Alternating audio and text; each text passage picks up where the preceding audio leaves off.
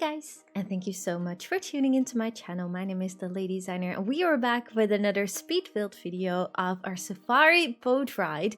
And this habitat is going to be for the Okapi. And in case you didn't know, I mostly try to stream all the habitat build during my live streams on Twitch. I stream on Mondays and Wednesdays at 7 p.m. CET.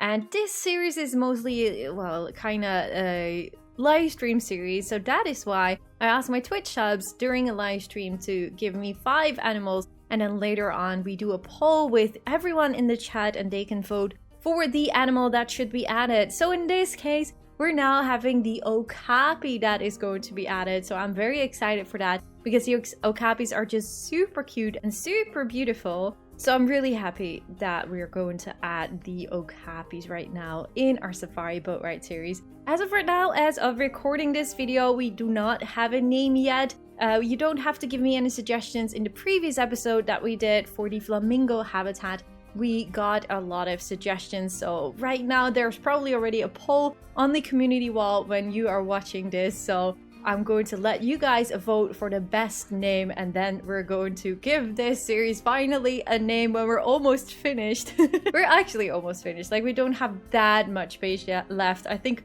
only like 4 or maybe 5 episodes max, probably something like that. So yeah, I'm very excited because yes, we're about to finish off another zoo really soon. But okay, let's go and talk about the Okapi habitat that we're building. For the Okapi habitat, I really wanted to make sure that the habitat was high enough to make sure that the Okapi is not able to reach the water or is able to swim into the water. Like, it also can't drink from the water. I had to use the ugly water pipe in this case, but I hide it away, so you can't really see it.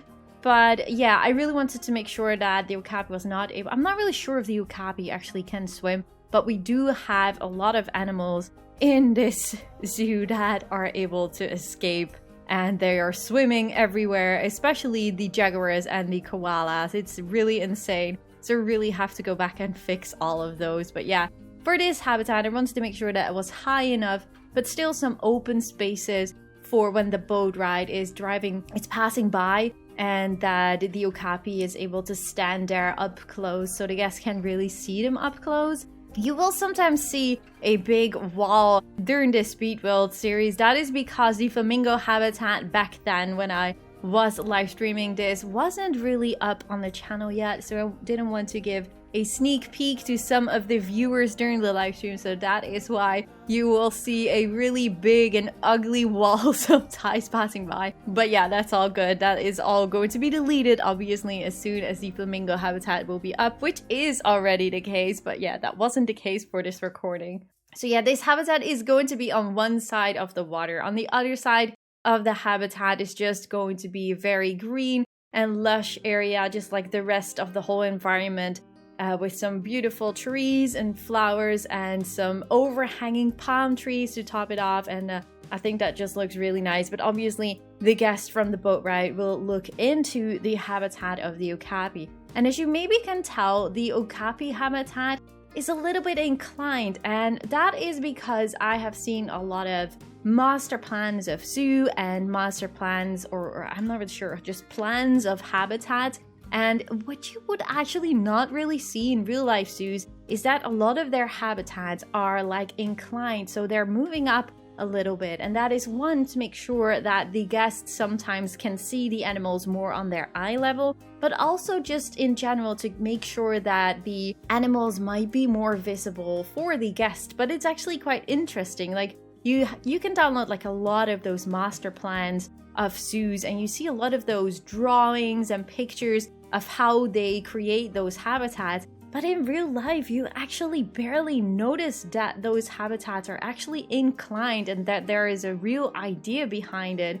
So that is actually quite interesting, and I really wanted to try and resemble something like that, even though the animals are not really on eye level, I think. Well, maybe they are a little bit if they are downstairs, but still, you have this really beautiful viewing going up in the habitat, and I just really love the view of it, and I really love the look of it. And that is the reason why I actually thought, like, okay, let's go and make this more inclined, because I have seen that a lot on zoo plans. If you've never seen those zoo plans, I think I have a few of them pinned in my Discord server in the inspirational chat. So definitely join my Discord if you're looking for inspiration and those master plans or zoo plans, but you can also just find them when you're Googling for them. But those are like really big plans with like tons of pages. Sometimes they have 300 to 500 pages, so it's a lot of scrolling, but it can definitely help you learn a lot about how zoos work and stuff. I'm not gonna say that I read them all, I definitely did not, but I also just scrolled through them to see and get some inspiration of how sometimes habitats work. But I actually barely used them, but this is definitely an example that I actually had to think back on those type of images and drawings and use that as inspiration for this habitat. And as you can tell, like the habitat itself, especially the front of it, is mostly with rocks, just a lot of tropical rocks and a lot of the mossy tropical rocks. The combination of that I absolutely love. So I really wanted to make sure that we have like this really more rough area with the rocks for the front, but obviously we also have some smoother terrain with a lot of mulch and stuff in the back. So yeah, it's definitely a mixture of some mulch and some more tropical rocks. And I also try to use the terrain to a little bit to make that mulch peeking through a little bit through those rocks itself. I think that definitely always looks a little bit more realistic than only having rocks. So that is definitely a small little tip I would like to give, to use the terrain to a little bit to sometimes make it stick out of the rocks. I think that looks just really nice. So obviously the habitat itself is also just a lot of copy pasting with rocks, as I do with all the habitats. Like it doesn't really matter, you're going to use a lot of shrubs and a lot of trees and stuff anyway, so that you duplicate a lot is definitely not a problem because you barely can tell. And just by adding a few bits and pieces of rocks here and there, it already makes that difference. And the habitat itself also has a few rocks sticking out, like not that many. Like I wanted to avoid to really ruin the traversable area. Like the habitat itself is actually big enough, but because I used a lot of the rocks in the middle and those kind of things, you're actually ruining the traversable area a lot. So yeah, right now the habitat is not really big enough anymore, just because of the traversable area being very tight sometimes and can be very annoying and finicky. But yeah, it is what it is, I guess. Now we do get a lot of questions recently with like people asking me like, but hey, do these animals have a shelter? And then we're specifically talking about the Safari Boat Ride series.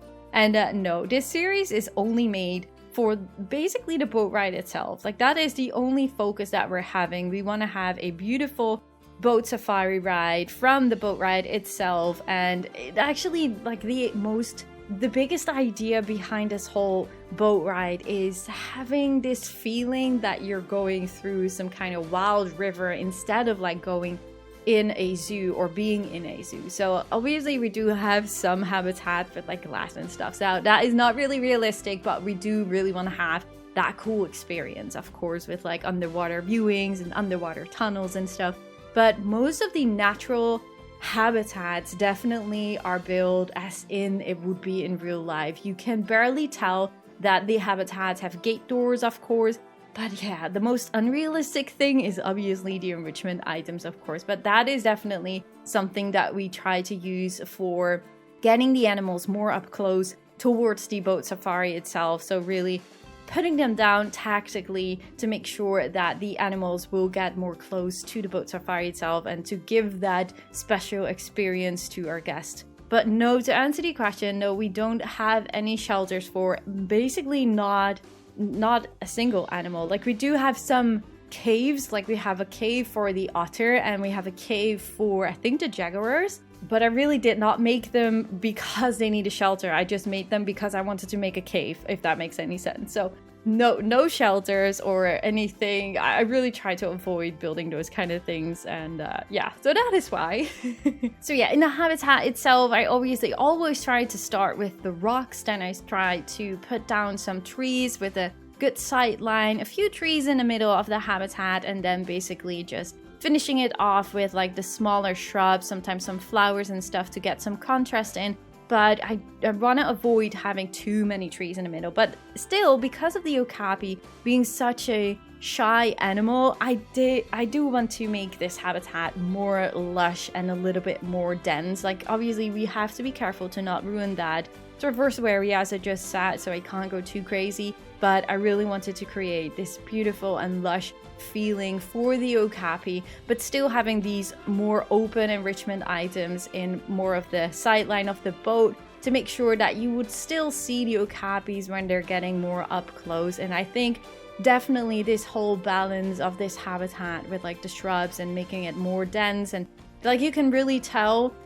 I feel like a more dense habitat is definitely with a lot more shadows also in the middle of that habitat itself. Like you can't really see so much sunlight going into the habitat. There are just a lot of trees everywhere, and I do really like that, but I also really like my sunlight, so sometimes I have issues with that. But especially for the Okapi being so shy, I think this definitely looks really beautiful and very lush. And I think definitely from the boat ride, like the line when you look into the habitat a little bit more up, like I said, with that inclined area, I think it just looks absolutely beautiful. I really love the viewing of this habitat, and yeah, I'm in general just really happy with how this habitat has turned out. And as I said, like I did this whole habitat. I don't do that super often, but this whole habitat we build in my live streams, and everything that I build in this one is built slow mode. So you can really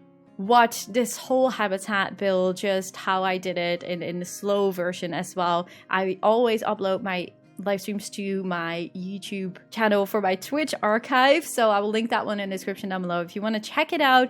And because I know that a lot of people are asking for me, like, can you upload some more slow build videos so you can follow easier? So this is one of the examples that I build exactly like everything during my live stream. So if you want to, you can check those out in the link down in the description.